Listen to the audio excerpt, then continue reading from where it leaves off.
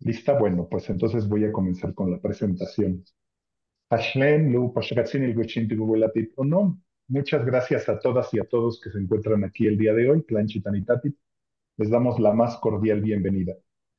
El día de hoy tenemos nuestra sesión del 2 de diciembre con la doctora Antonella Fagetti, los retos de la interculturalidad en el campo de la salud.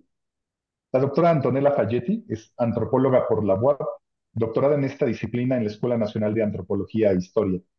Es profesora e investigadora del Instituto de Ciencias Sociales y Humanidades de la UAP y miembro del Sistema Nacional de Investigadores Nivel 2. Ha publicado libros, artículos y capítulos de libros, resultados de la investigación etnográfica realizada entre los nahuas de la Sierra Negra y la Sierra Norte, y los otomíes de la Sierra Nororiental del estado de Puebla y en la Sierra Mazateca en el estado de Oaxaca. Sus líneas de investigación son medicina tradicional, chamanismo, cosmovisión y uso ritual de plantas sagradas entre los pueblos originarios, partería tradicional indígena, salud e interculturalidad, temas que ha desarrollado en varios proyectos financiados por el CONACYT. Y además quienes la conocemos, bueno, sabemos que es una gran persona, una gran maestra, una gran tutora, excelente investigadora, y desde luego un gran referente nacional e internacional en torno a los temas de chamanismo. Así que, doctora Antonella Falliti, estamos muy orgullosos y agradecidos de que nos acompañe el día de hoy y te damos la palabra, querida Antonella. ¿Qué tal? Buenas tardes a todas y todos. Yo también estoy muy agradecida contigo, Iván, por haberme invitado ante un público tan interesante para mí. Personas que viven o trabajan estudian en la Sierra Norte de Puebla, en una región, Huehuetla, ¿no? Sobre todo en este pueblo donde yo he estado, he hecho trabajo de campo, he conocido muy lindas personas y bueno, me encanta pues la idea de poder conversar con ustedes acerca de la medicina tradicional, que es un tema que yo he estudiado desde hace mucho tiempo y que me parece fascinante, pues desde el momento en que, por todo lo que representa la medicina tradicional para los pueblos indígenas, pero no solamente para ellos, sino para todos y cada uno de nosotros. Les voy a hablar justamente de la medicina tradicional, cómo ha dado una respuesta no solamente, bueno, la medicina tradicional no existe solamente en México, existe en muchos países y regiones del mundo justamente es tan importante porque la medicina tradicional ha dado la respuesta que los seres humanos necesitan para explicarse por qué nos enfermamos, por qué nos morimos, por qué la desgracia, eh, por qué todo esto son elementos que amenazan la vida cotidiana justamente la vida, la muerte, la salud de la enfermedad, la fortuna o el infortunio son temas que conciernen a la existencia humana, que están enraizados en la cosmovisión, en lo que nosotros consideramos un conjunto de ideas, de reflexiones en torno a pues también símbolos, saberes, nociones sobre la vida, sobre el mundo que se generan de las experiencias que tienen los seres humanos al vivir en el mundo, al estar en el mundo, al percibir, aprender y conocer el mundo. Entonces, la cosmovisión, digamos, todo lo que explica los que un grupo social, un pueblo indígena, por ejemplo, ha construido en torno a la vida, a partir, como decíamos, de la observación, y tiene que ver, entonces, al dar estas respuestas sobre la vida, también tiene, como decía, ocuparse de la vida, de la enfermedad y de ahí surge la medicina tradicional. Eh, el- los seres humanos, desde su propia evolución, han tenido que enfrentar justamente acontecimientos buenos y malos que la vida les depara y es lógico que hayan buscado la explicación de todo esto, de todo lo que sucede, haciéndose preguntas y tratando de contestar. Pero no sobre todo, tratando también de construir sistemas médicos, sistemas terapéuticos que puedan ayudarles en estos momentos tan difíciles a superar todos estos momentos, ¿no? Eh, Esto ha sucedido de manera colectiva y se han construido entonces estos sistemas terapéuticos que también se han llamado sus sistemas etnomédicos que enfrentan, explican todos esos problemas y dan también la pauta de cómo enfrentarlos. Eh, Tiene todos esos sistemas etnomédicos que pueden ser el totonaca, el nahua, mazateca, el sistema, huichol, tarahumara, de todos los pueblos, 60 y más etnias que tenemos en México, eh, tienen una, como decía, una explicación propia sobre lo que es la muerte, el infortunio, la enfermedad y eh, y plantea también, se basa en ciertos principios y fundamentos que son válidos en la medida en que responden a las interrogantes que ese grupo humano en particular se ha planteado y que al mismo tiempo, como decía, instauran una praxis, es decir, ofrecen los medios para hacerles frente. También tienen sus propios especialistas que todos conocemos, ¿no? Los hemos llamado curanderos, curanderas, partera, hueseros, también hay yerberos, también hay en algunas partes como una especialidad muy propia del lugar. Entonces conocemos los chupadores o los culebreros, ¿sí? Entonces, todo esto son especialistas que en general en las lenguas indígenas quieren decir el que sabe o la que sabe, ¿sí? Como en el caso de los náhuatl, Ixtlamatque, quiere decir el que conoce, el que sabe. ¿Qué quiere decir? Que estos especialistas reconocen las enfermedades, los padecimientos y los trata de acuerdo a todos estos principios que tiene la medicina tradicional, utilizando métodos empíricos, pero también rituales complejos. Eh, a ver cómo.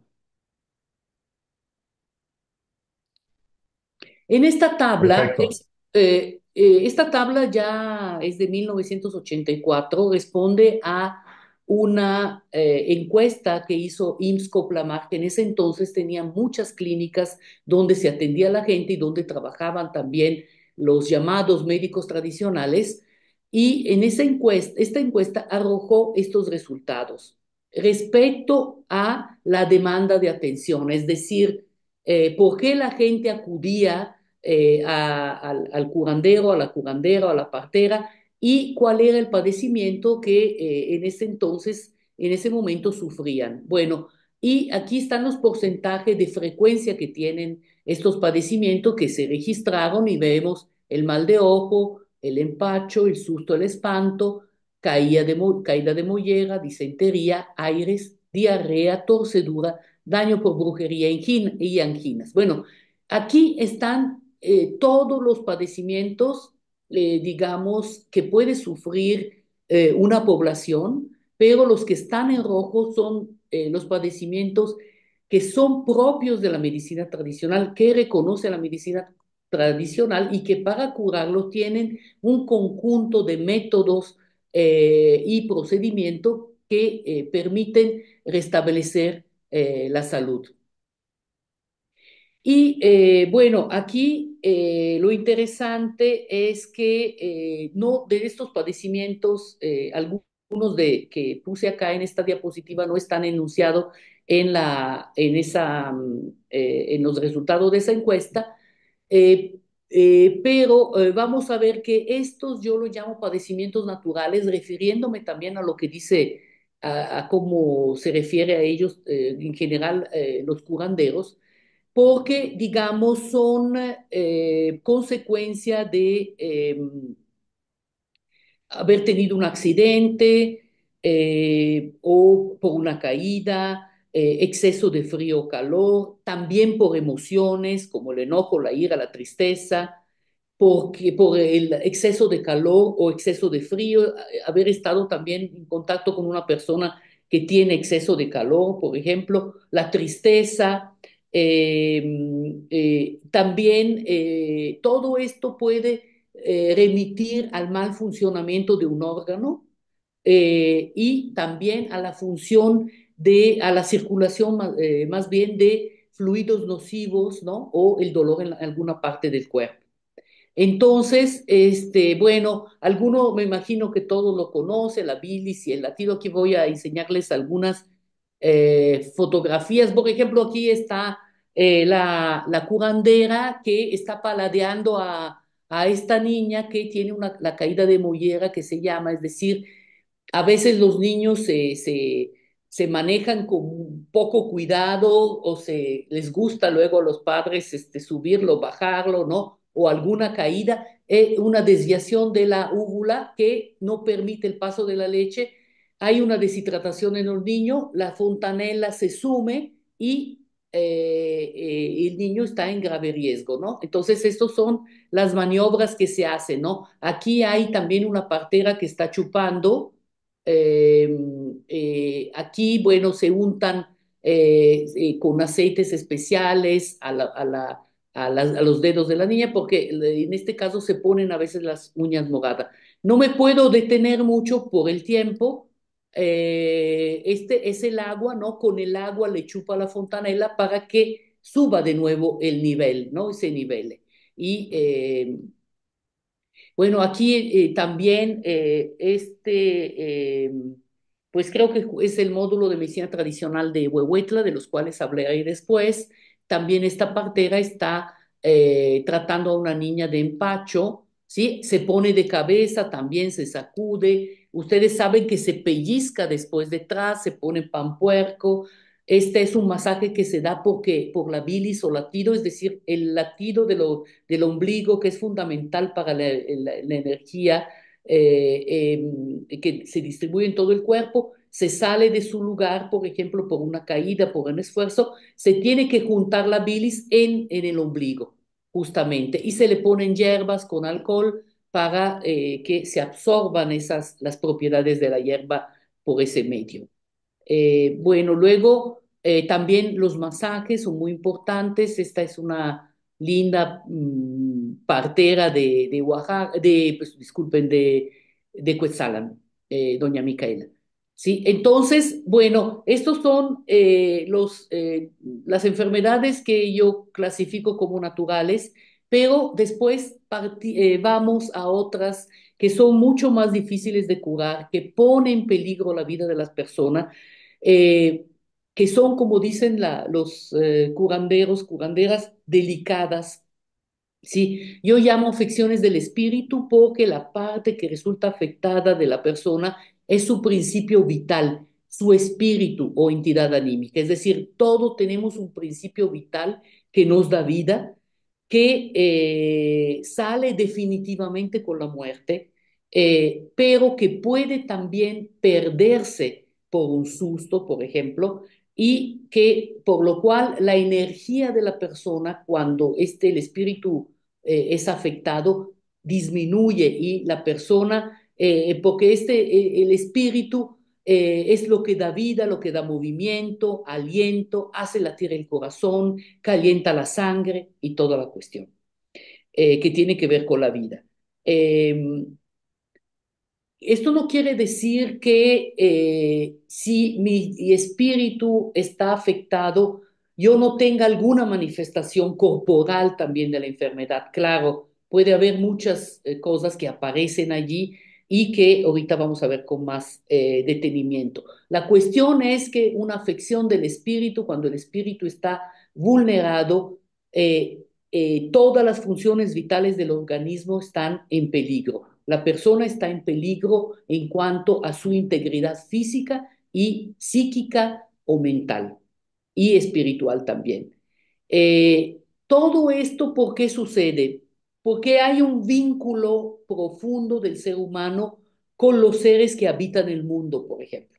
Entonces, ustedes lo han de saber, ¿no? Por ejemplo, las cosas, los elementos de la naturaleza tienen dueño, ¿no? Entonces, si las personas que van en un lugar, en lugares solitarios, toman agua de un manantial sin pedir permiso, se aparece una víbora y se asustan, ¿sí? Pueden también resentir, digamos, de todos esos sucesos y enfermarse.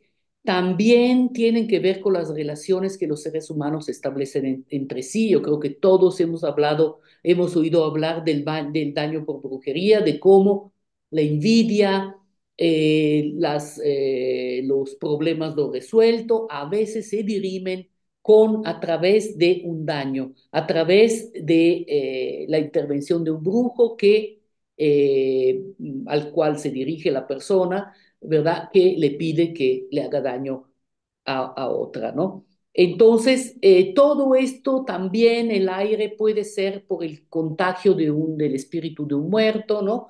El mal ojo por la vista pesada de una persona. Entonces, todo esto puede enfermar. Este, por ejemplo, es un caso justamente de hace muchos años en el módulo de medicina tradicional de Huehuetla en los años 2005, 2004.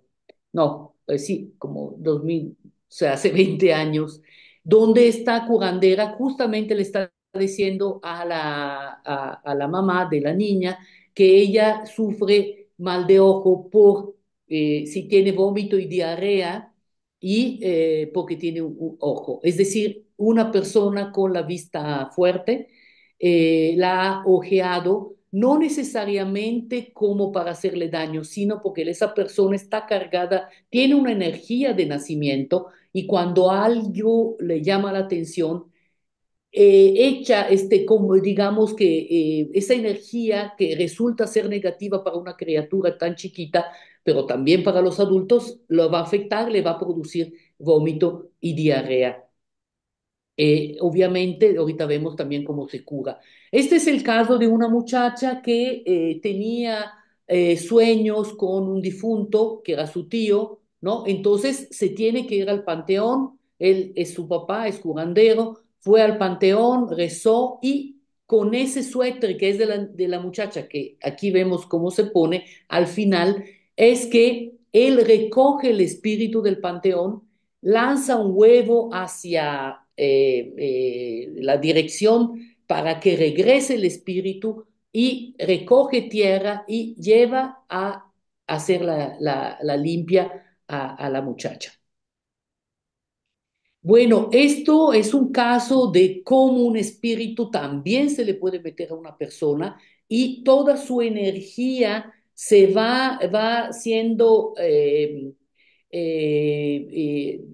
digamos, eh, la, eh, la persona ya no tiene el control prácticamente sobre sí misma, ¿no? Porque esta energía negativa prácticamente la controla, incluso esta mujer también oía voces. Entonces es aquí, es una especie también de, bueno, con sus debidas distancias, de un exorcismo, es decir, sacar ese espíritu. Viste que ven que muchas veces se dice, se le subió el muerto, ¿no? Esto es por haber también, no sé, a lo mejor tener alguna entidad en la casa. Y aquí hasta se utiliza un crucifijo, si hay como un forcejeo, ¿no? Entre la curandera y ese espíritu dañino. Bueno, aquí se ve como también hay este muchacho tenía también un susto, entonces se usa estas hierbas con alcohol, después se pone en agua la hierba y se sopla sobre la persona. Y aquí también tenemos la llamada del espíritu de Coscatlán, una curandera de Coscatlán, donde hay otro módulo de medicina tradicional y la persona, la curandera, va al lugar que hay, es un manantial, un pequeño manantial donde la persona fue a recoger agua y su espíritu se quedó allí porque mucha gente dice, siempre van al agua, ¿no? A recoger el agua y a las 12 del día, cuando salen los duendes, los dueños del manantial, no piden permiso y el espíritu se queda allí prisionero, hay que rescatarlo. Entonces, muchas veces también se llevan huevos y aquí está la camiseta, ¿no? De la persona. Se usa aguardiente que se llama también en la botella para que la persona regrese. Es lo mismo que está haciendo aquí esta curandera también de Cuetzalan, está llamando en la noche al espíritu del enfermo. Aquí también en Coscatlán se preparan, se muelen las hierbas en el metate, se diluyen con agua, se ponen en la botella y aquí se esparce al niño que está asustado, o sea, se provoca otro susto prácticamente, ¿no? Y con eso se considera que el espíritu que está en el lugar donde la persona se asustó regresa a ella. Y aquí también en Tlacotepec, la curandera llama al espíritu del niño con esta jícara y lo llama. También es otra manera cuando hay un susto. Bueno, el daño por brujería sí son palabras mayores, es muy complicado explicarlo, ¿verdad? Porque reúne un conjunto de malestares que derivan de la manipulación de fuerzas y poderes mágicos por parte de un agente conocido como brujo, hechicero, a quien se le reconoce la capacidad de provocar intencionalmente padecimientos, infortunios, accidentes, incluso la muerte. Porque, digamos, igual que el curandero ha aprendido cómo curar, él ha aprendido cómo hacer el daño. Es lo mismo, solo que uno trabaja para el bien y otro para el mal. Sabemos que hay personas que, como dicen, saben de los dos, ponen y quitan, ¿sí? Es decir, es mucho más, obviamente, se podría hablar un día sobre la brujería, pero lo que les puedo decir a grandes rasgos es que esa brujería se hace a través de la palabra, de la vista, del pensamiento, se puede soplar, escupir, ¿no? Por ejemplo, puede pronunciar lo que le sucede a la víctima, pero también se pueden enviar objetos al cuerpo de la víctima, donde, bueno, muchas curanderos y curanderas han contado de que han extraído a través de la succión para curar a un paciente, han extraído huesos, por ejemplo, contaban, bueno, es que si tú fuiste alguien viene a visitarte y resulta que no le ofreciste del mole que estás haciendo, del mole de guajolote, se enoja y él puede ir con un brujo y lo que te introduce para que tú te sientas mal, que para que te Me dio un enfermes. sueño, me siento el Eh, muerto. ¿Cómo? ¿Perdón? Bueno, Quizá fue un error, Antonella, alguien que sí, tenía el bueno, micrófono abierto. aprovecho este paréntesis por si alguien quiere interrumpir y quiere comentar algo o preguntar algo, me dice. Bueno, la cuestión entonces que pueden introducir los huesos del guajolote que no te dieron a comer y bueno, esto es también un procedimiento que se llama chupar, ¿no? Se chupa la parte enferma y se aparecen estos diferentes elementos, granos de maíz, plumas, cáscaras de café, huesos, piedras que el brujo ha introducido. Aquí es justamente lo que presencié con la señora Lupita, que es curandera, es muy inexplicable, pero cuando ella curó a la persona que está acostada allí, pidió ese trapo blanco y ella se remangó las manos, tomó agua y lo que sacó fue eso que la hermana del... es una cosa pues realmente increíble, pero lo que la hermana del enfermo dijo que era la valenciana de un pantalón que él tenía, entonces reconstruyeron todo una historia de una mujer que tuvo el señor y que probablemente le podían haber hecho brujería. Al final se quema para destruir, digamos, el daño, ¿no? Y la persona, pues, liberada. Es otra forma aquí con un muñeco, ¿no? El clásico muñeco que hemos visto, bueno, no he visto, pero lo hemos escuchado, ¿no? El trabajo con la Santa Muerte también. Al muñeco se le pueden poner eh, espinas de maguey, se le puede poner aquí en este caso unos lacitos, ¿no? Con los cuales se va apretando para que lo que siente la persona, el dolor en el cuerpo, se supone, y por ejemplo, una especie que se está sofocando, ¿no? Son muchas las maneras de hacer daño y realmente lo que está de todas las enfermedades que se conocen en la medicina tradicional, el daño por brujería es realmente lo más difícil de entender, ¿no? Mucha gente, incluso los pueblos, dice, yo no creo en la brujería, ¿no? Y ese es un tema muy, muy interesante, muy particular. Bueno, aquí también está este niño, bueno, ya es un niño, ya no es niño, que justamente utiliza las veladoras, utiliza una gallina negra que absorbe todo lo malo de la mujer que también tiene, ella sufría de algo justamente en la garganta que se le atoraba siempre la comida, ya no podía comer, tosía mucho y esto era, según también, un daño por brujería y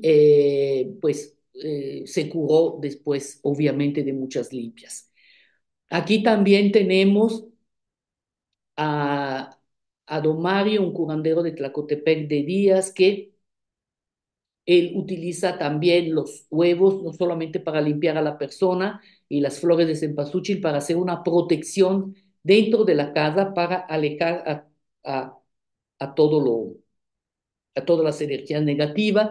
Esta mujer también sufría un daño. Bueno, aquí se ve como pues tiene una llaga que según ella según ella decía, tenía desde hace muchos años, ¿sí? Y aquí procede con dos huevos, la limpia, y aquí también un huevo que se tiene que enterrar en un determinado lugar que señala el curandero y otro que se lanza hacia el lugar de donde viene la maldad. Bueno, estos como decía, bueno, si decimos cuáles son, yo en algún momento, después de conocer bastante, haber platicado con tantos curanderos, de haberlos acompañado en las limpias, haber escuchado a los pacientes, decía, bueno, ¿cuáles son los elementos que fundamentan la medicina tradicional? Bueno, ya les comenté que una cuestión importante que debemos saber es que todo ser humano tiene un espíritu.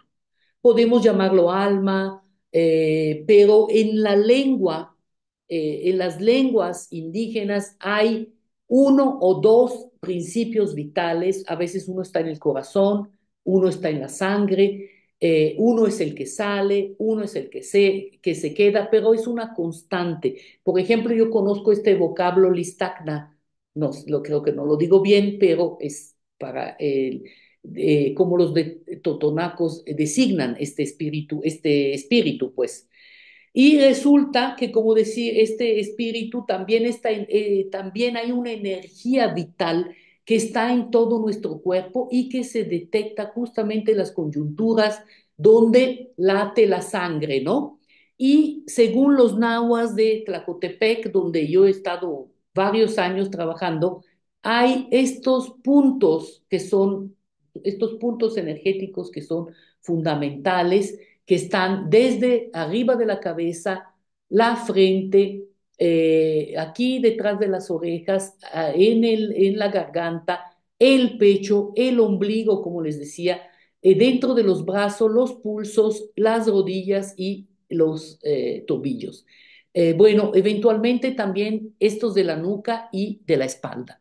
Entonces son estos que le llaman ellos pulsos pero también espíritus. Entonces, el cuerpo es un cuerpo energético que produce energías, ¿sí?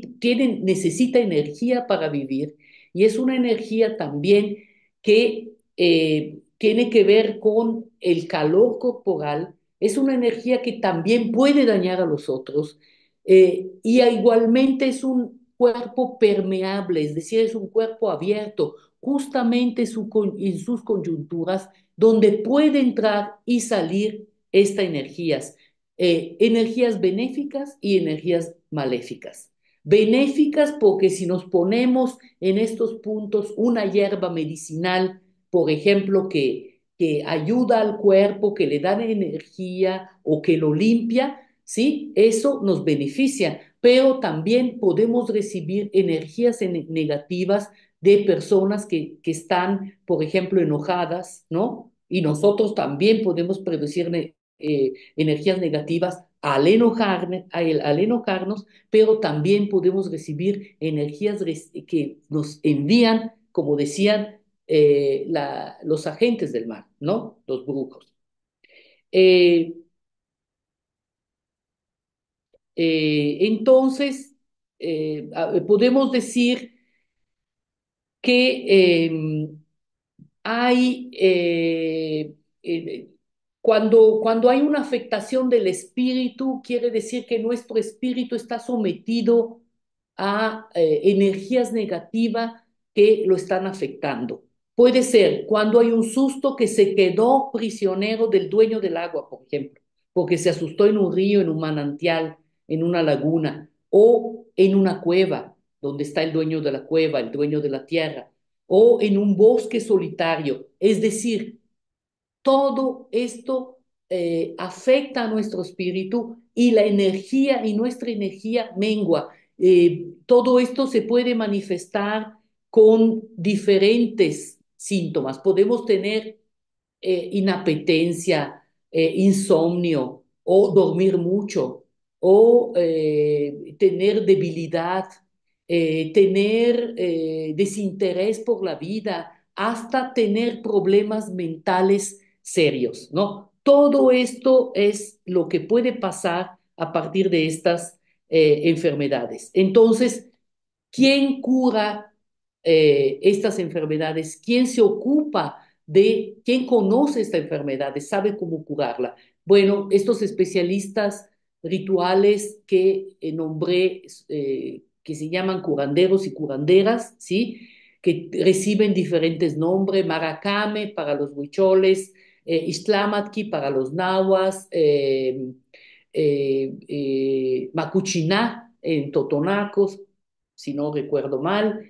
Tenemos a Ilol, al Ilol en Chiapas, Xmen, entre los mayas, Badi para los otomí, etcétera, ¿no? Entonces, todo en general quiere decir que la persona sabe curar, es un sabio, una sabia y que ve lo que otros no ven, ¿sí?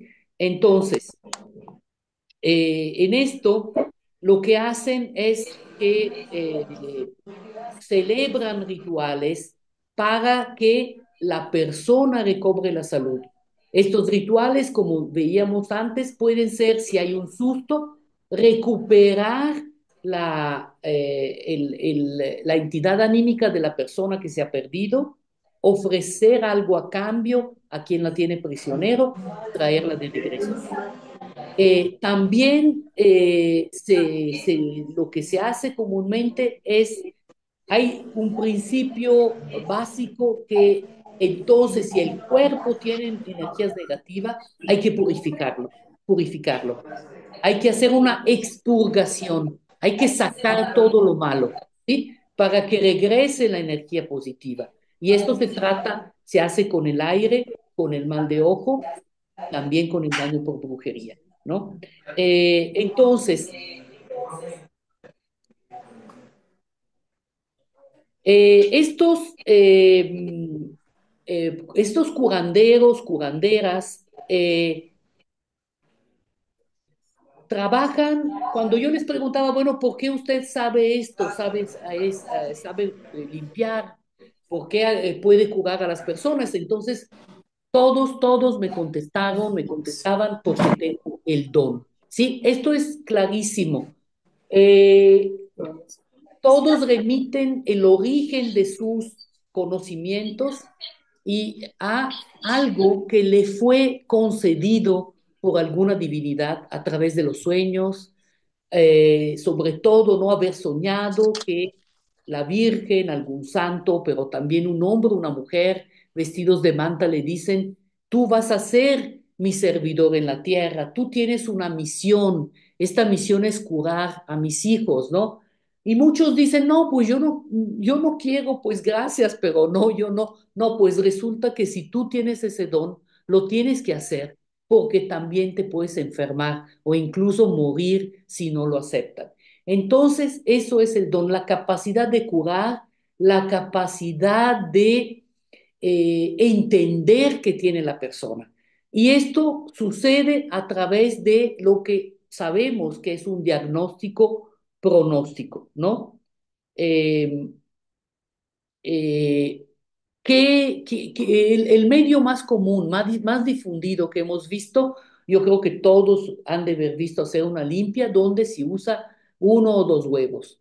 Miren, o sea, aquí la cuestión interesante e importante es decir, la observación del huevo. Nosotros podemos observarlo y sí podemos ver, miren estas burbujitas, el huevo puede salir muy sucio, incluso he visto huevos batidos, he visto huevos explotar también, literalmente, por la carga energética, ¿verdad?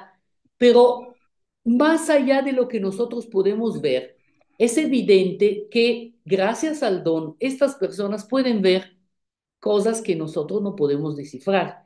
Allí empiezan a observar el don, digo, el huevo, y platican con la persona o con sus familiares de, en el caso de la persona de la izquierda que estaba muy mal en Tlacotepec de Díaz, le estaba diciendo que ella tenía un susto en un arroyo y que, digamos, el hecho de estar en el agua, su espíritu, porque cuando el susto, tú tienes un susto, se queda tu espíritu en el lugar donde te asustaste. Y si es un lugar, estás expuesto al sol, ¿no? Por ejemplo, al rayo del sol y puedes tener fiebre. O puedes, como ella, tenía evidentemente estaba clarísimo que esta mujer estaba a punto casi de morir, ¿no? Y entonces la curandera ve que está, que tiene un susto, que está en el arroyo, quedada, como se dice, ¿no? Y la tiene que llamar para que regrese, ¿sí? Y efectivamente esta mujer se recuperó. Bueno, aquí también, ¿no? Utilizar el huevo en los pulsos de los que les hablé antes. Luego la observación. Aquí hay un diálogo con el paciente. Oye, en este caso es la niña y es la que se ve aquí, a la derecha es la mamá, y le dice, bueno, tu hija, ¿qué ha hecho? ¿Qué le pasó? ¿No será que hay esto? Yo veo esto y esto, ¿no?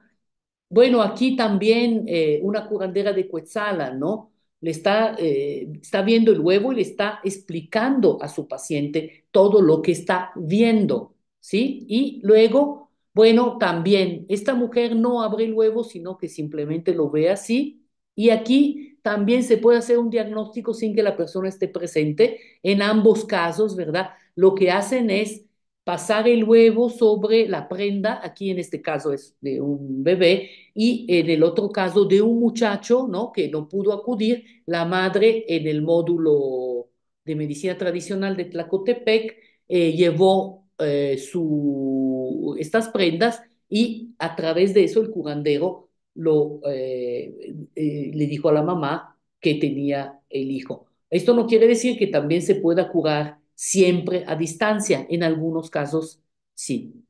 Bueno, aquí es interesante porque, bueno, es la única vez que vimos esta doña Antonia, ya fallecida, que utilizaba un frasco, lo pasaba por todo el cuerpo y veía todo el vaho con el que formaba figura dentro del frasco y ella también lo lee, como en el caso del huevo, ¿no?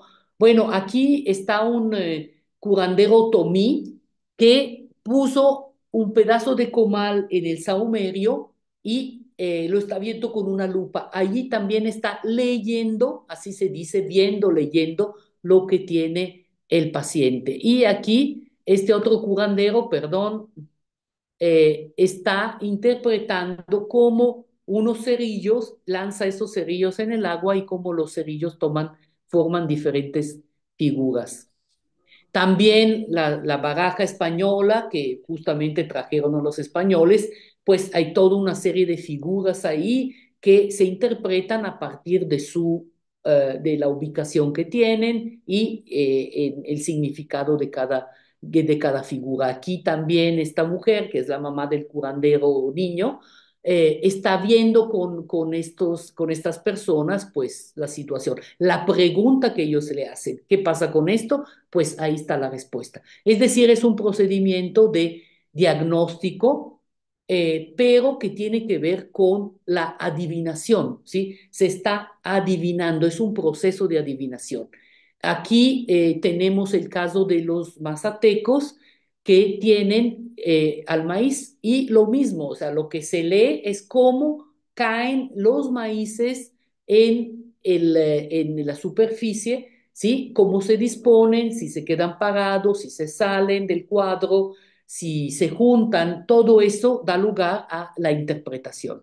Y bueno, aquí también ellos también son un curandero mazateco que, que están leyendo la flama de la vela. Esto también es un procedimiento que se puede utilizar. Bueno, aquí en realidad, bueno, también estamos viendo a otro curandero de Quetzalan que está curando con la prenda del enfermo. También se puede utilizar una fotografía. Bueno, aquí está la limpia, ¿no? Entonces, la limpia es, como decía, un procedimiento de expurgación, un procedimiento de limpieza que, que tiene que quitar todo el daño, ¿no? Ese es el módulo de medicina tradicional de Tulcingo de Valle, ¿no? Es lo mismo, vemos cómo utilizan las manos, ¿no? Por lo cual podemos pensar que hay cierta energía dentro de la persona que cura, ¿no? Que comunica, ¿no? También se utiliza el fuego, que obviamente el fuego quema, neutraliza todos los daños que hay, ¿no? La persona se purifica, se chupa, se imponen las manos, ¿no? Aquí hay un huevo, ¿no? Con el cual esta niña también estaba embrujada, pobrecita, ¿no? Se utilizan también objetos, ¿no? Que se ponen en la cabeza, creo que tengo que ir un poco más rápido, ¿sí? También aquí tenemos otra vez el fuego,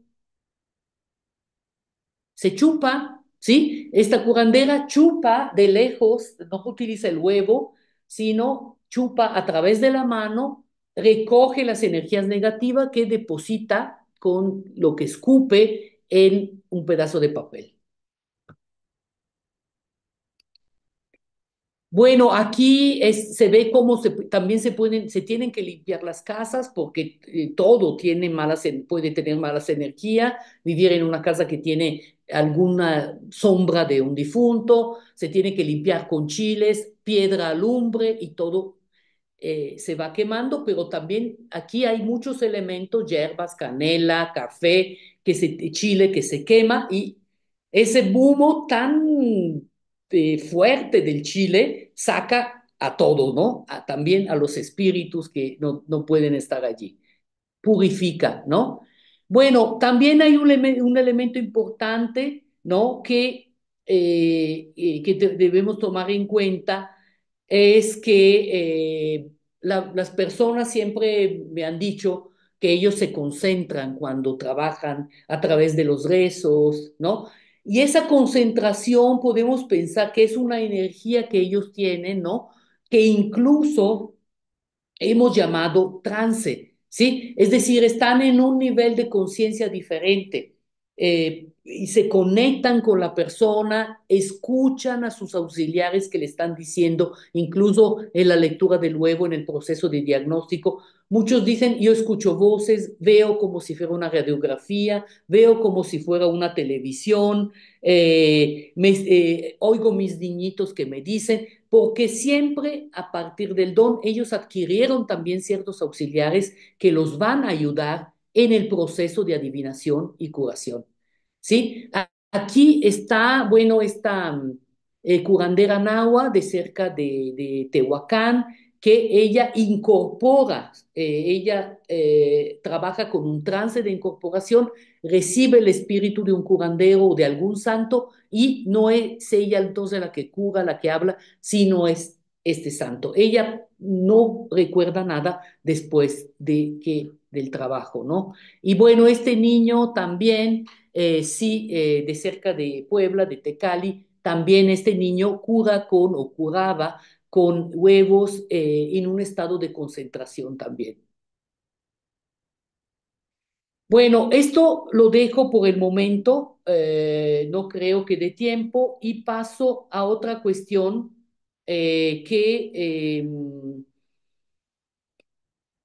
digamos que,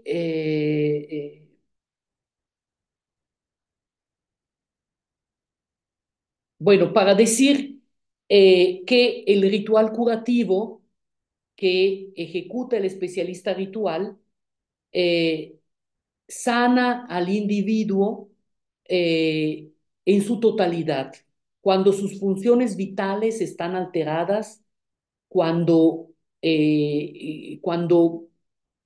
su organismo no funciona bien, incluso cuando puede tener, como decía, problemas mentales, ¿sí? Puede sentir que oír, escuchar voces, sentir que quiere salir corriendo, todo eso es fruto de algún padecimiento que puede ser debido a un susto, a un aire o a un daño por brujería. La medicina tradicional trata al ser humano de manera completa. No solamente sana la parte física, sino también la parte espiritual, la parte mental, la parte espiritual, ¿sí? Y por eso se dice que es una medicina holística, ¿sí? Se ocupa de la persona en su integridad, ¿sí? Por eso muchas personas a veces van con un curandero, no es que estén precisamente enferma, pero tienen algún pesar o tienen mala suerte. No encuentra pareja, no encuentra trabajo, ¿sí? Sufren porque alguien está lejos, etcétera.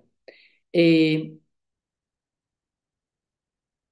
También sabemos que hay un gran conocimiento herbolario en México y que muchos utilizan las infusiones de tés o, como vimos, ¿no? Se ponen las hierbas directamente sobre la piel. Pero yo he visto decenas de curanderos que no dan el tecito, sino que solamente limpian con la energía que ellos tienen con el huevo, las hierbas, la veladora, los rezos. Eso es, digamos, la clave de su trabajo.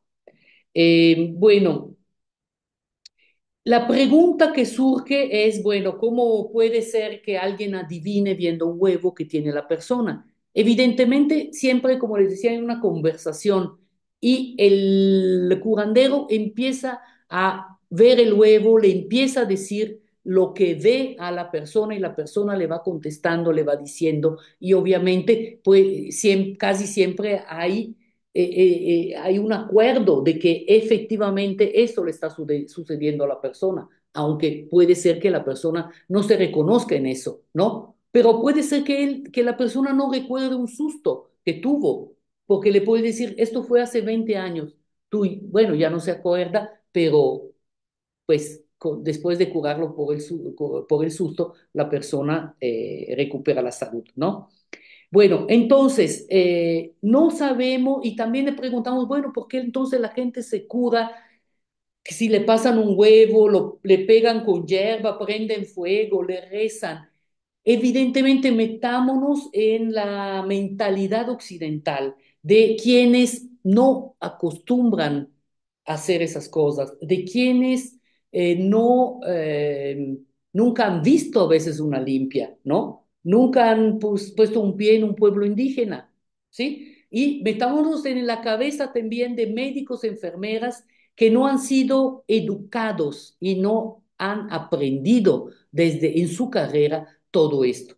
Entonces, bueno, ¿cómo contestar esta pregunta de por qué la gente se cura? En realidad no la podemos contestar, o por lo menos solamente podemos lanzar ciertas hipótesis, ¿no? Y mi hipótesis es que la persona, el curandero, curandera, tiene una gran energía, ¿sí? Tiene la posibilidad de establecer una relación empática, ¿sí? De cercanía con la persona que tiene enfrente, con su paciente, y tal vez entender también cuestiones, digamos, del inconsciente de la persona. Pero realmente no tenemos ninguna prueba de lo que, no tengo pruebas de lo que estoy diciendo, ¿no? La cosa que tenemos que tomar en cuenta es que si la medicina tradicional no hubiera sido, no hubiera tenido esta eficacia, ¿sí? No hubiera servido, o sea, no se hubiera mantenido durante siglos, ¿no? Pensando que la medicina tradicional no es una medicina tradicional que viene desde el periodo prehispánico de la medicina indígena tal cual, sino que ha sido sometida a un proceso de resignificación, de adecuación también a todo lo que primero trajeron los españoles, ¿no?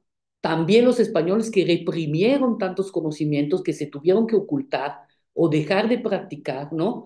Se juntaron con muchos conocimientos de la medicina europea, árabe, grecolatina, etcétera, ¿no? Entonces, ahora no es que tenemos una medicina tal cual, una medicina prehispánica, pero sí tenemos muchos elementos que seguramente existían en ese entonces y algunos también lo sabemos porque han sido consignados en las fuentes históricas que nos dejaron durante de la colonia, ¿no? Que nos dejaron los frailes evangelizadores, ¿no? Sin embargo, todas estas premisas de lo que ya dije, que hablar de un espíritu, por ejemplo, la ciencia considera que efectivamente tenemos un corazón que late la sangre, órganos que cumplen una determinada función en nuestro organismo, pero que la vida termina cuando el corazón termina deja de latir, ¿no? Y no hay ningún espíritu que sobrevive después de la muerte. Entonces, esta cuestión es muy difícil. Empezamos a ver muchos elementos que en un diálogo de saberes, justamente, que es lo que muchas veces pretendemos que se dé entre la medicina tradicional y la medicina alopática, es lo que dificulta, ¿sí? Hay principios ontológicos diferentes, hay premisas que tienen la medicina tradicional, fundamentos que no son aceptados por la ciencia médica, ¿no? La medicina tradicional se basa en la observación, en la experimentación, ¿sí? Es decir, se experimentan evidentemente para saber que esta hierba te sirve para tal y que el huevo saca la energía negativa. Tiene que haber habido práctica y haber constatado realmente que eso sirve, ¿sí? Pero la medicina científica apela a otras cuestiones, a lo que se puede verificar, ¿sí? Con pruebas. Y la medicina tradicional, entonces, creo que les debe quedar claro que está en otros planos, ¿no? Bueno, entonces, Estas son las premisas si queremos un diálogo intercultural, ¿no? Eh, si, digamos, como antropólogos queremos y los expertos o los conocedores de cada pueblo indígena quisiera establecer una reflexión, un diálogo de saberes con el personal médico, médicos, alópatas, enfermeras, etcétera, ¿por dónde debemos empezar, no? Este es una gran cuestión que realmente los médicos, enfermeras, cuando están justamente en un ámbito que definimos como de interculturalidad, es decir, donde coinfluyen varias culturas, maneras de ver el mundo, ¿sí? Deben reconocer estos principios de la medicina tradicional, deben conocerla y deben finalmente también respetarlas, ¿no? Porque la medicina tradicional también se dice es que son creencias y no se le da ninguna credibilidad. Es superstición. Allá los inditos, así se le refiere, ¿no? Al pueblo, a los pueblos indígenas originarios. Allí ellos que creen estas cosas, ¿no? Pero en realidad la medicina tradicional sí se basa en una teoría, sí ha construido una teoría que tiene que ver, como decía, con la observación del cuerpo enfermo, del cuerpo muerto, de cómo se desarrollan las enfermedades y también cómo se pueden curar, ¿no? Pero entonces, ahora ha sido importante, es importante tomar en cuenta que este diálogo de saberes tienen actualmente una gran importancia, porque por ejemplo, en Puebla, en diferentes regiones indígenas, ya les nombré algunos de los módulos, pero hasta el momento hay 15 módulos tradicionales de medicina tradicional, que quiere decir, es el módulo que está junto al hospital integral, ¿no? Huehuetla, Cuetzalan, Ayotosco, la Mixteca, la Sierra Norte, etcétera, digo, Sierra Norte, Cuscatlán, son 15 módulos donde supuestamente trabajan los médicos alópatas con médicos tradicionales, ¿no?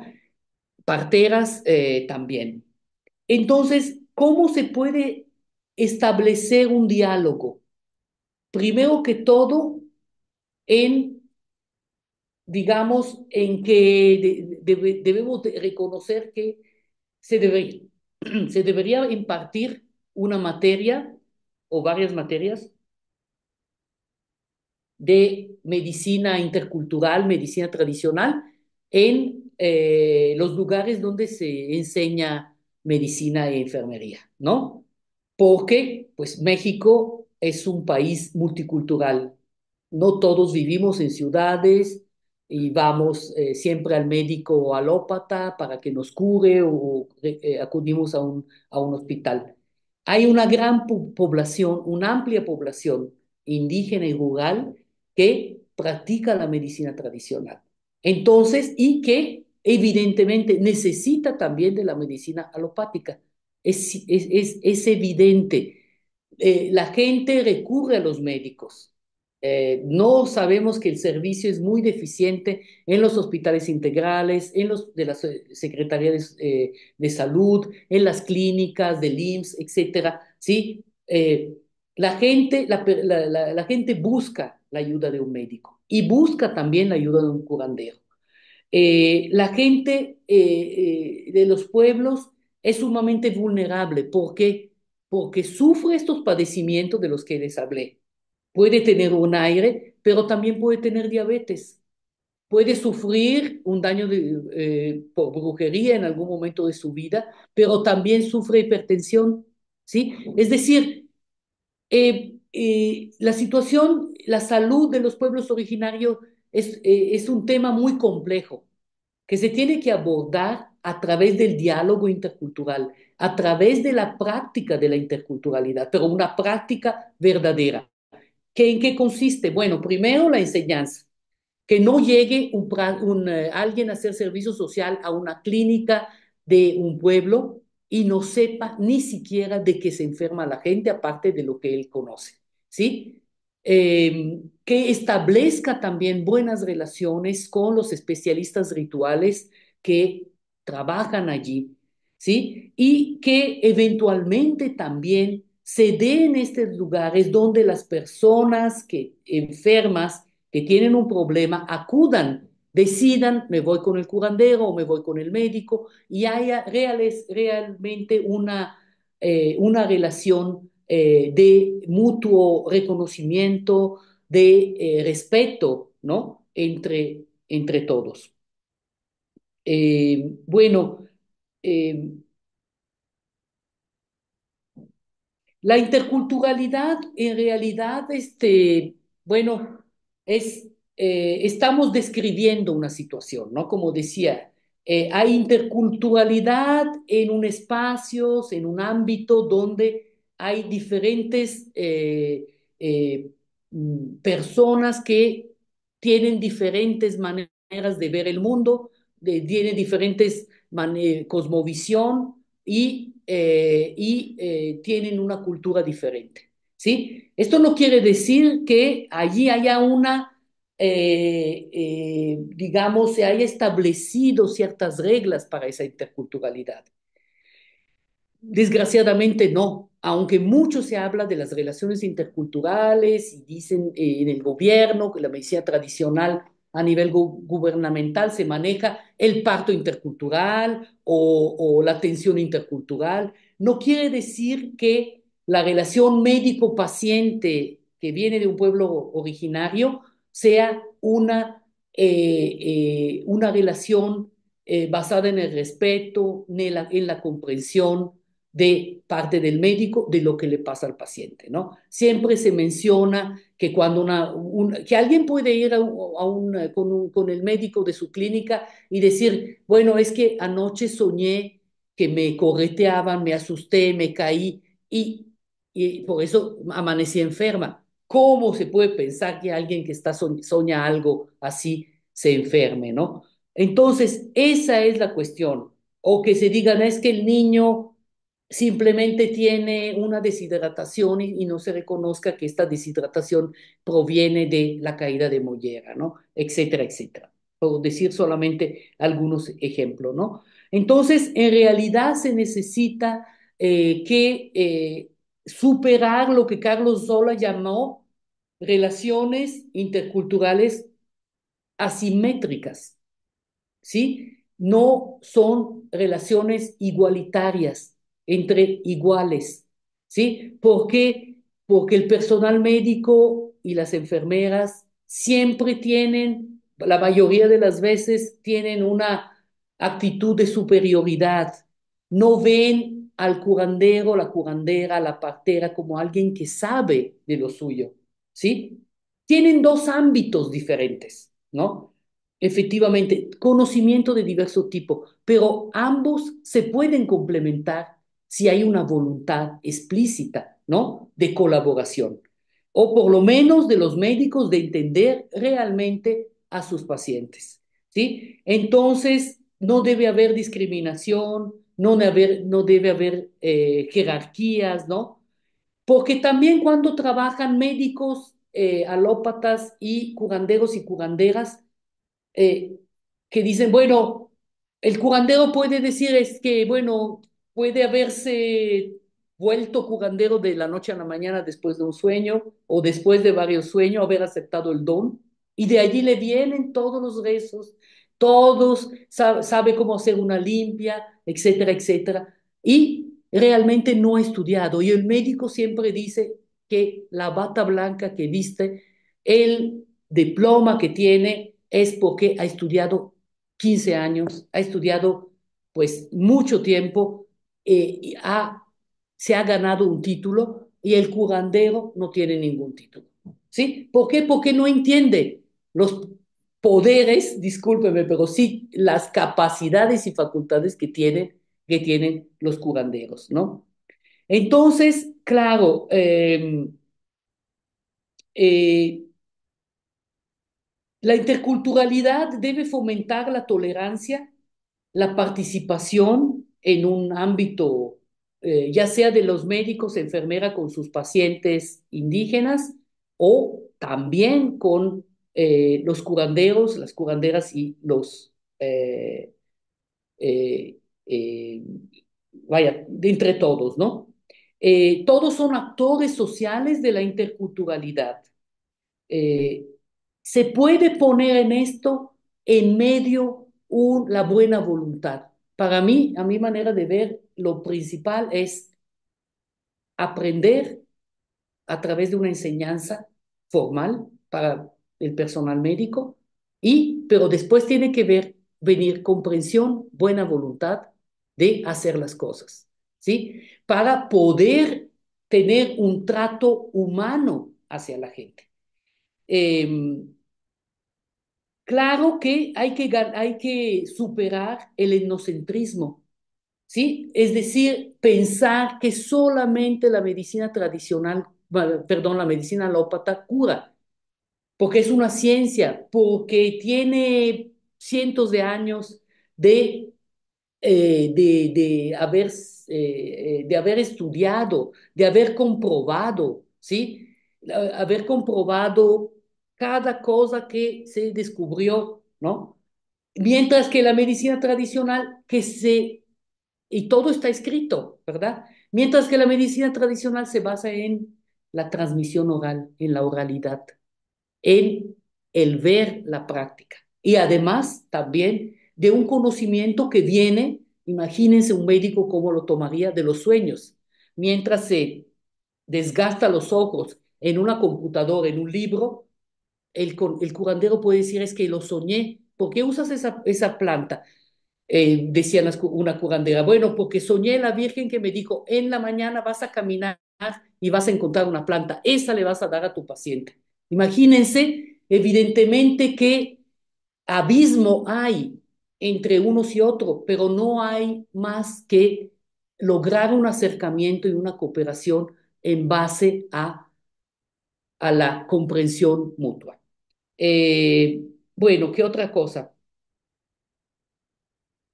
Esto no es fácil, ¿no? No es fácil pensar que el curandero pasa un huevo, lo lee y de repente entiende todo lo que tiene la persona y sabe cómo curarla. Cuando el médico incluso ahora casi no se utiliza el diagnóstico clínico.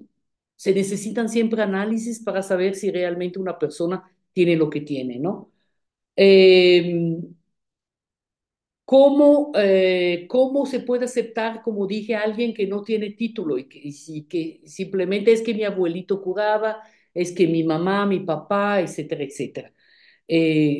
O que dice, bueno, es que lo soñé, ¿no? Todo esto son elementos que efectivamente no son fáciles de aceptar, pero que están en el meollo de de la comprensión y de la posibilidad de instaurar la interculturalidad de manera simétrica, es decir, con el respeto mutuo, como decía, ¿no? Bueno, yo lo dejaría aquí para que ustedes pudieran también dialogar, preguntar, expresar sus opiniones respecto a lo que dije. Bueno, muchas gracias.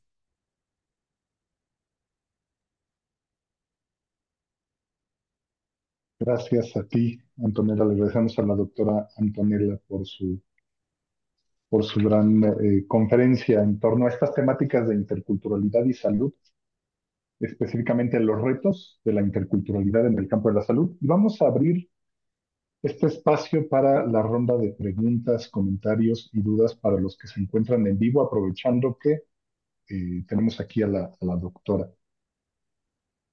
Para empezar, además de agradecerte, Antonella, hay una inquietud que nos da desde los programas educativos como la Universidad Intercultural que nuestras y nuestros estudiantes tienen que lidiar precisamente con autoridades, con funcionarios. ¿Cuáles son los mayores retos al hablar de estas enfermedades con funcionarios y personas que definen las políticas públicas?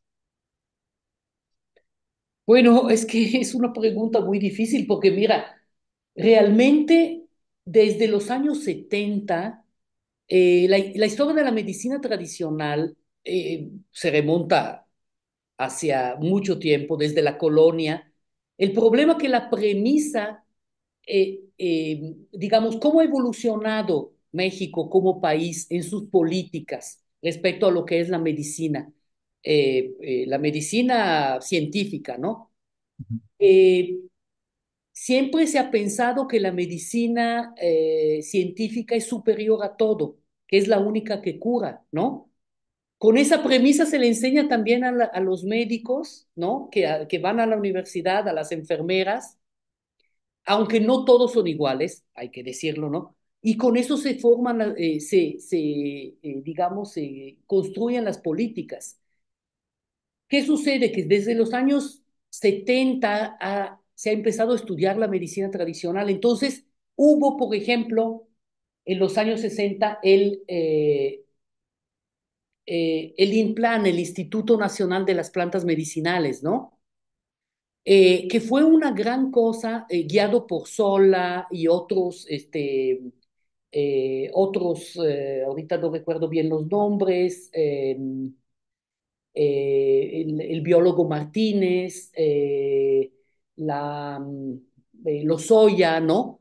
Que empezaron a estudiar las plantas medicinales y también hicieron una propuesta de que, por ejemplo, se vio a partir del conocimiento de los médicos tradicionales y las pláticas que se obtuvieron y todo, que el gran potencial que tiene la hoja de guayaba, ¿no? Para curar la diarrea. Entonces se decía, bueno, ¿por qué siempre tenemos que darle a los pacientes eh, medicinas de patente, ¿no? Bueno, estos principios activos, ¿no? Que muchos derivan de las plantas. ¿Por qué no les damos la planta misma para que se hagan un té? ¿Y por qué no incluimos o podemos hacer cápsulas, ¿no? Con las plantas. ¿Por qué no se los damos directamente y lo ponemos en el cuadro básico? Aquí uno de los grandes, digamos, escollos que se encuentra, uno de los grandes, perdón, impedimentos que se encuentra son también las farmacéuticas. Bueno, eso por un lado, ¿no? Luego, bueno, se reconoció la importancia de la medicina tradicional y se implementaron todos estos bueno, por ejemplo, estos hospitales mixtos, ¿no? Hay uno en Chiapas, en San Cristóbal, para población Tzotzil, Celtal, Chol. Hay uno en José Marías, creo, que es para la población Cora, Huichol y Tepehuanes, etcétera, etcétera. O sea, se hizo este esfuerzo para darle lugares públicos donde las personas no pagan, ¿verdad? Y son atendidas y se les da también hierbas para que se curen, etcétera. Pero son casos aislados. Entonces, también en Puebla, ¿no? En Puebla se implementó el Plan Puebla-Panamá, que y se inauguró en 2002-2003 estos hospitales que entonces eran 5. Es decir, el de Huehuetla existe desde el 2002, ¿sí? Reunió a hueseros, parteras, curanderos y curanderas, ¿sí?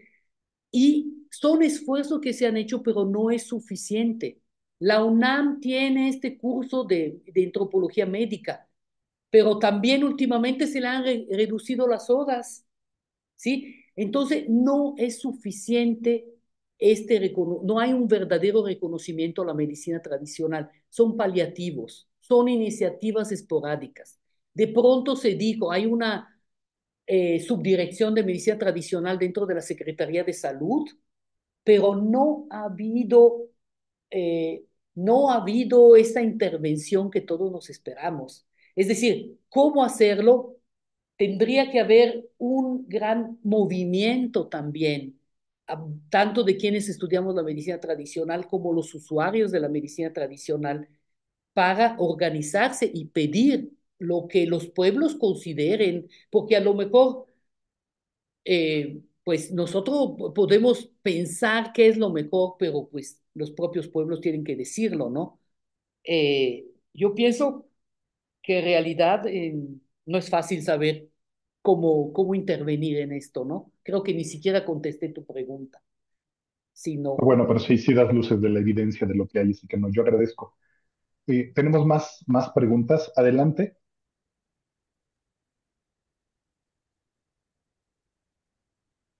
Hola, sí me escuchan, pero creo que no me veo. Bien, te Ah, escuchas y sí, te ya, ves ya me bien. veo. Bueno, muchas gracias a la doctora por compartir esta descripción etnográfica tan interesante de las enfermedades tradicionales. Bueno, estoy acá en la Universidad Intercultural del Estado de Puebla y tuve oportunidad de trabajar en la década de los noventas en la Unidad Regional de Culturas Populares, justamente un proyecto durante 3 años de medicina tradicional.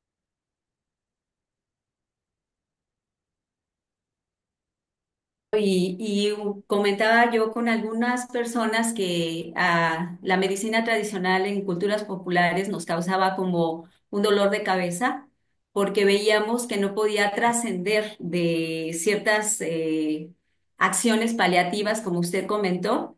Y, por ejemplo, en culturas populares lo que hacíamos era pues dar financiamiento poco pero para que pusieran su baño de temazcal, su sala de reposo, su farmacia tradicional, cosas así por el estilo, pero eran esfuerzos aislados, locales, que no tenían un impacto realmente en las políticas públicas, ni siquiera en los procesos de enseñanza oficial. Entonces, coincido con usted, y más que una pregunta o alguna cuestión así, es un comentario desde mi propia experiencia en este sentido como lo viví. Y lamentablemente estamos en esta época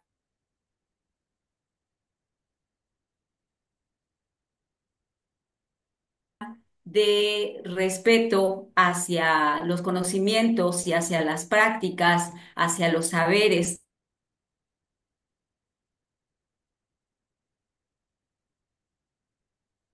No se puede hacer un frente común si no tenemos una base epistemológica, por llamarla de alguna manera, como ahora le han llamado las epistemologías del sur, sobre esta construcción, ¿no? Esta construcción que pudiera permitir algo de mayor impacto.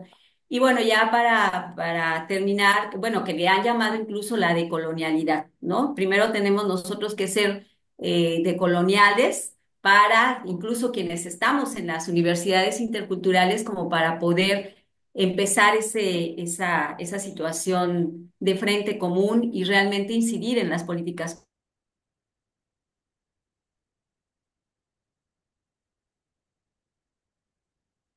Realmente es lamentable, que se llama integración de conocimientos comunitarios, que es donde específicamente se ve este diálogo intercultural del cual nos estaba hablando.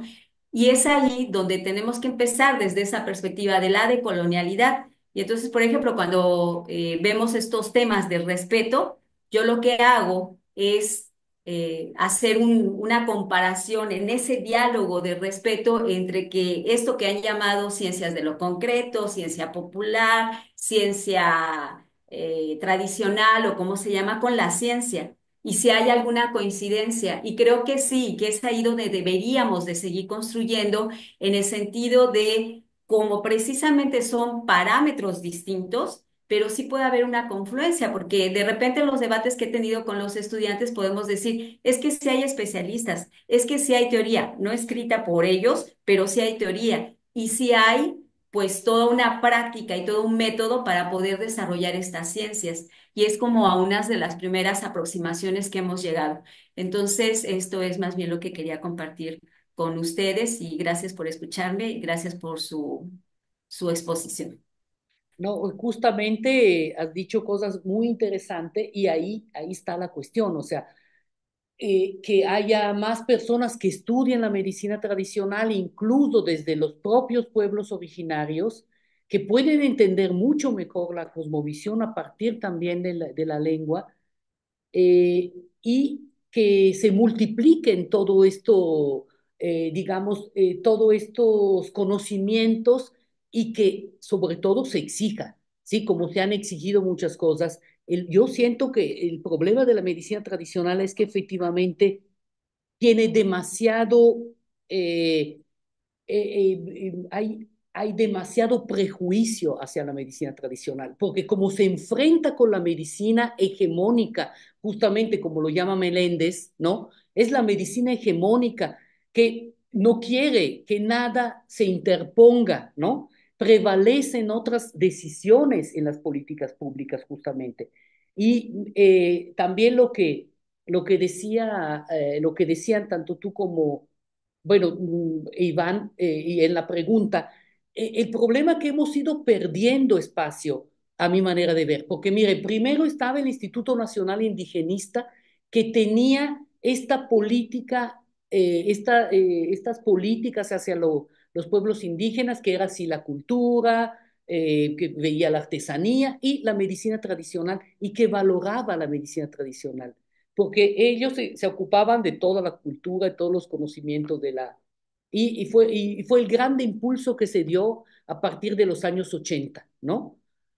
Donde los curanderos se llevaban para acá, para allá, iban a feria, fue todo un auge, ¿no? Y allí, digamos, optaron por, digamos, empoderar un poco a todos los terapeutas tradicionales, ayudándolos a formar asociaciones civiles, ¿no? Todo esto, luego, ¿qué pasa? Entra Fox en el 2000 y entra también, se le quita y se desaparece el INI y entra la Comisión Nacional de los Pueblos Indígenas. Allí se acabó la medicina tradicional, dándole el lado cultural y dijeron, ahora vamos a tratar solamente la parte terapéutica y se la vamos a pasar a la Secretaría de Salud que no tenía ni idea de lo que significaba porque nunca se asomó, ni todavía el IMSS, como hubo muchos programas como el IMSS Coplamar, donde había colaboración con partera, había colaboración también con médicos tradicionales, todavía estaban más empapados de lo que es la medicina tradicional. Y resulta que le dieron en la torre a todas esas organizaciones, ¿sí? Por delegar a la Secretaría de Salud la parte de la medicina tradicional. Y eso fue una gran pérdida. Entonces, hubo retrocesos. Entonces, ¿cómo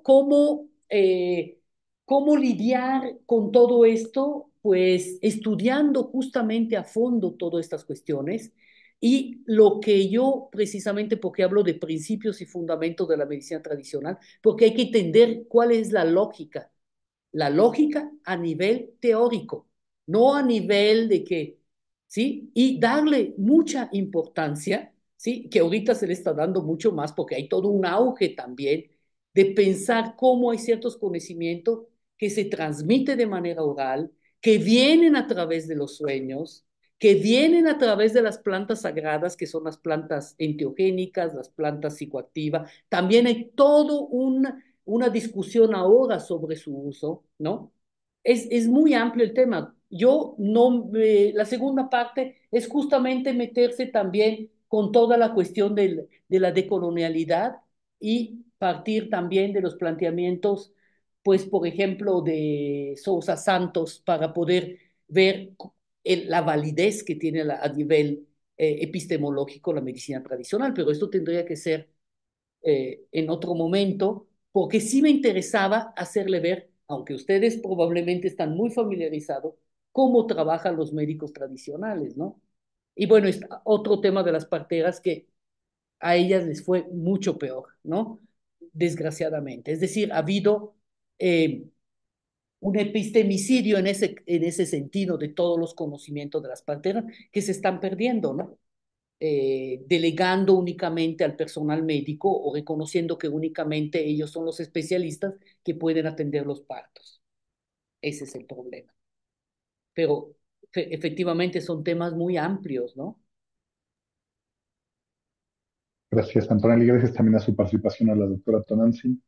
Hay más participaciones, si gustan abrir su micrófono.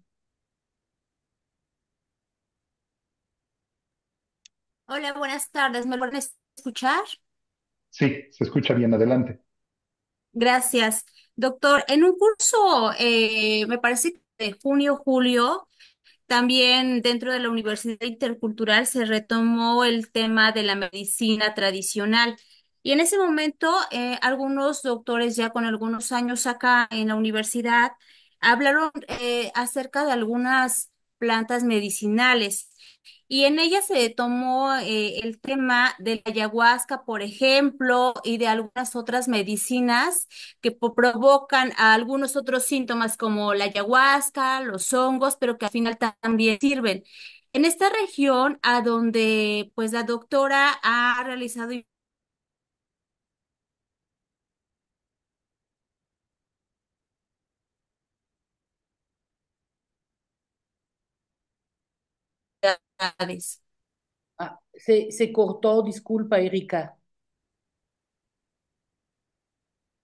Si puedes repetir la pregunta, Erika, se está escuchando bien y solo se cortó el momento de la pregunta específica después de la ayahuasca.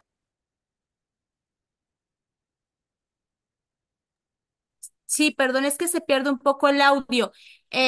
Si en estas comunidades a donde la doctora ha realizado investigaciones, plantas medicinales o que tengan como consecuencias, por ejemplo, como el ayahuasca o los hongos, ¿están presentes en esta región o solo estas plantas psicotrópicas se aplican para algunas regiones del país? Bueno, sí, bueno, tocas un tema un poco también amplio, ¿verdad? Como dije, bueno, sí, hay varios pueblos en México que utilizan plantas, semillas, cactus, hongos que contienen principios psicoactivos, es decir, que provocan un trance, ¿no? Yo he estudiado entre los mazatecos el uso de hongos y uso de otras plantas, semillas que se usan. Bueno, aquí la cuestión fundamental es que estas plantas, semillas, hongos, las usan, el curandero se la puede dar al paciente o tomarlos él, sí, ingerirlos para hacer el diagnóstico y para hacer la curación. Bueno, si lo toma el paciente, tiene él mismo la revelación de lo que le pasa, ¿no? Son plantas que se llaman enteogénicas porque se toma de la idea de algunos científicos que le pusieron enteógenos a estas plantas porque revelan a Dios. Entonces, digamos que por eso también se le llaman plantas sagradas, porque la persona puede ver, pues si estamos tratando de los mazatecos, el honguito es lo que le revela lo que tiene, lo que le está pasando, cómo se puede curar o lo cura. Es muy complejo realmente como para decirlo tan brevemente, ¿no? Pero pues sí, hay varias plantas en todo México, semillas, hongos y cactus que se han utilizado. También les puedo dar una plática en eso si hay alguien interesado. Sí, seguramente sí agendaremos de manera particular esto con la disciplina. Y bueno, vamos a continuar. Ahora vamos cerrando si hay más dudas. Hay algunos comentarios en el chat, de repente por el audio. No siempre es posible, pero por ejemplo nos comentan. Muchas gracias, doctora Erika, por sus comentarios y su pregunta. Gracias. Si alguien más tiene preguntas o comentarios, adelante.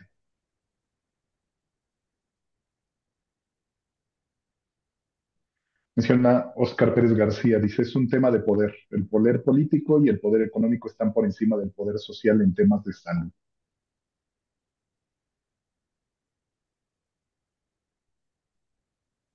Adelante, tenemos más preguntas o participaciones.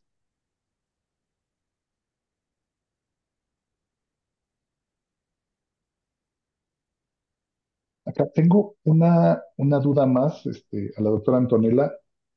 Has mencionado la dificultad de tener, digamos, evidencia desde la lógica, eh, digamos, alópata o desde la ciencia más positivista.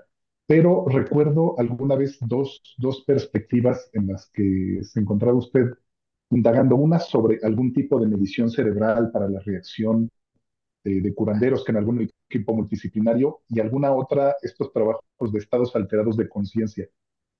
¿Podrías mencionarnos para los colegas, sobre todo del área de salud, qué estrategias has podido indagar o has podido intentar para buscar este otro tipo de evidencias que obviamente no siempre son evidentes, como ya has mencionado, porque es como usar una regla para medir litros de agua? Bueno, antes que contestar más puntualmente a la pregunta, quería comentar esto. Justamente no tenemos registros eh, sí, registros sobre casos atendidos por los curanderos y curanderas que nos puedan dar estadísticas, ¿no? Y que puedan decir, efectivamente, miren, de 10 pacientes atendidos, 8 se curaron y tenían esto y esto, y se utilizó este procedimiento.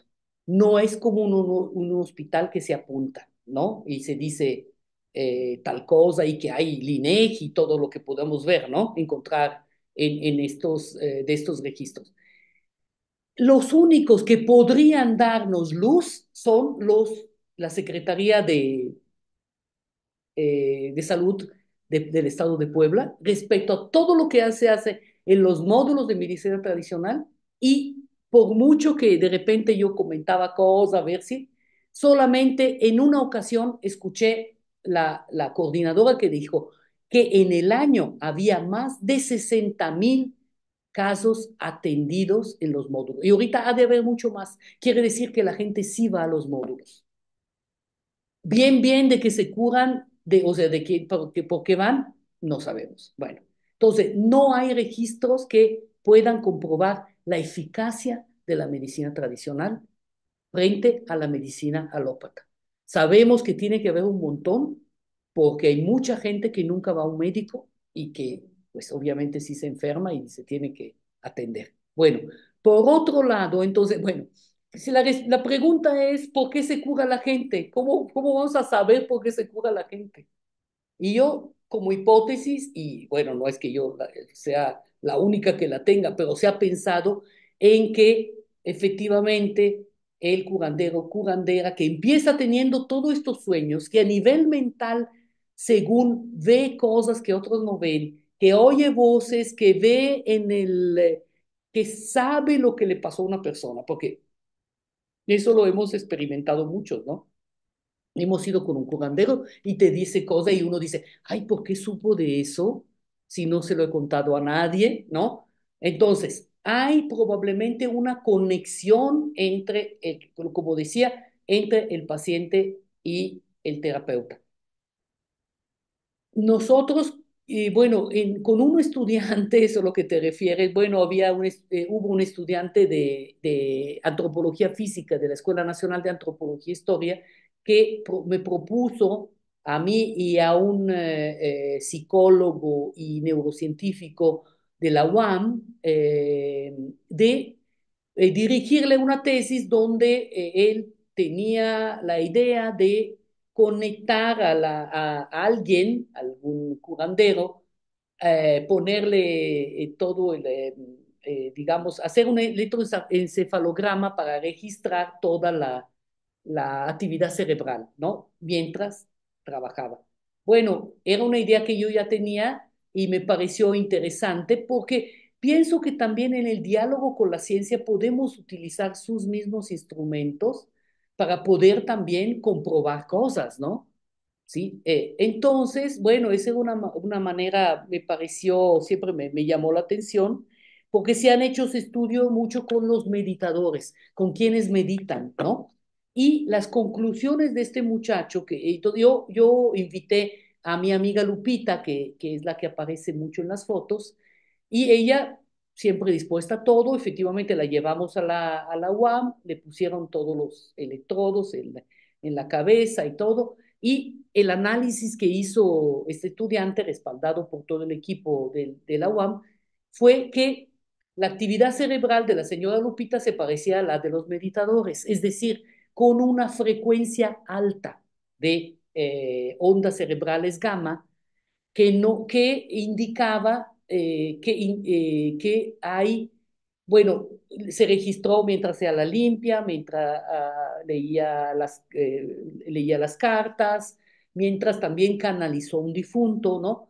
Y entonces la idea fue que hay una atención, cuando nosotros decimos medita, ¿no? Entonces está en calma, ¿no? No, es lo opuesto. Hay una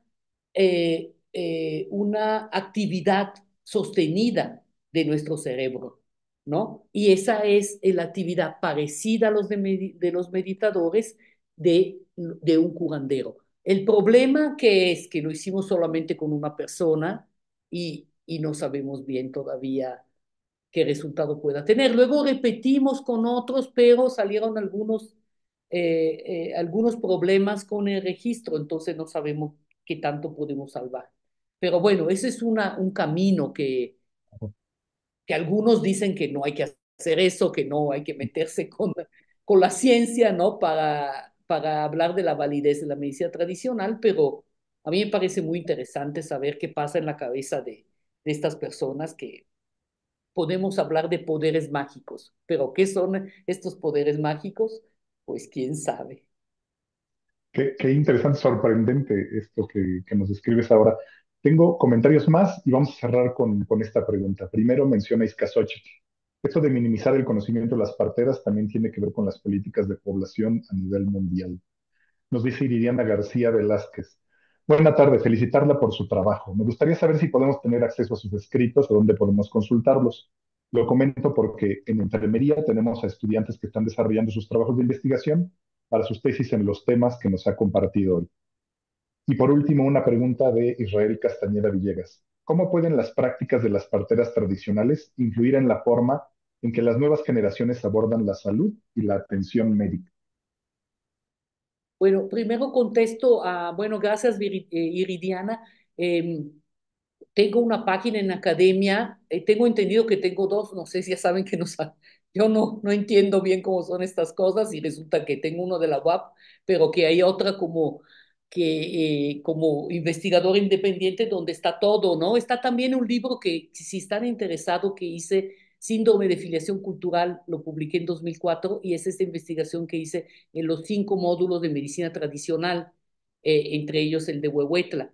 Pero si no, a través de Iván, yo les puedo mandar también algunos textos. Y, Y les hacemos llegar a la lista de participantes los textos que nos envíe y ya nos ha compartido uno la doctora, así que con todo gusto, Antonella, les reenviamos.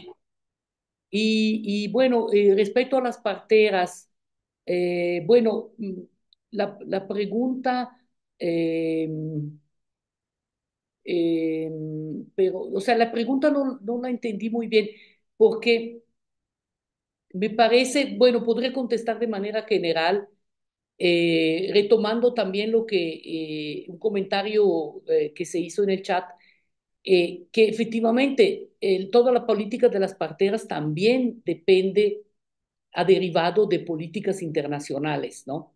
Por un lado, el reconocimiento a la medicina tradicional que ha impulsado todo estos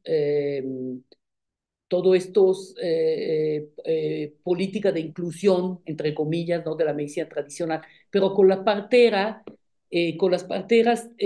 también ha habido una política meramente influenciada, sino determinada por el hecho de las muertes maternas, que también se adjudicaban a las parteras, por lo cual se empezó a prohibir a las parteras de que atendieran los partos, por lo cual también una reivindicación muy importante dentro de la medicina tradicional de todos sus saberes es que las parteras sean reconocidas, que sí bueno, digamos que se le han dado cursos de capacitación en años pasados, décadas pasadas, que era lo que luego la certificaba, digamos, para atender parto.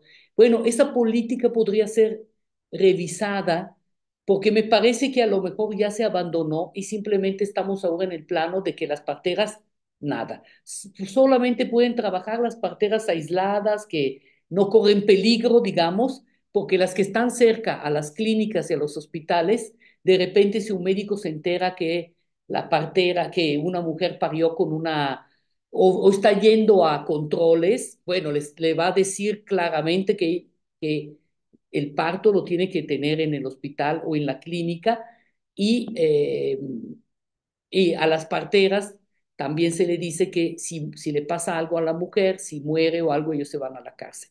Ellas se van a la cárcel. Es decir, es muy complejo toda esta cuestión, pero parte también de todo lo que decíamos hace rato, de la importancia de valorar la medicina tradicional y también de alguna manera de trabajar para su conservación, pues tienen que ver mucho las parteras, ¿no? Y la idea de que las mujeres han perdido mucho al perder la atención con las parteras, ¿no?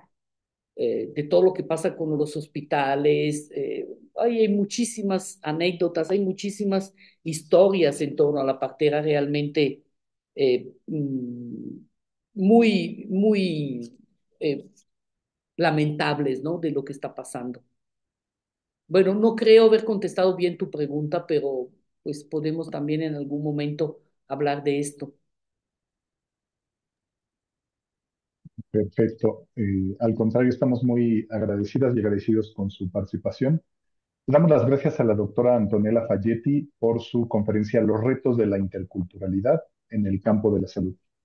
Muchas gracias, doctora Antonella. Y bueno, es un gusto compartir con usted y con ustedes y esperamos verla de nuevo en Huehuetla en trabajo de campo o acompañarnos en algún trabajo adicional en la universidad. No, muchísimas gracias a ustedes. Tener una audiencia tan grande me da mucho gusto y pues es una parte importante para mí poder comunicar lo que uno escribe, las reflexiones que vienen del trabajo de campo, ¿no? Y así que estoy abierta y también recibir nuevas ideas, críticas, obviamente, así que les agradezco mucho. Te agradezco la invitación y su participación. Muchas gracias, doctora. Bueno, pues agradecemos a todas y a todos por estar aquí con nosotros. Vamos a concluir con la grabación y las esperamos y los esperamos mañana para continuar con nuestro seminario, nuestro curso. Hasta Charlie, Perfecto. doctora Antonella, muchas Buenas gracias. tardes. Pasta Katsini. Todos, todos.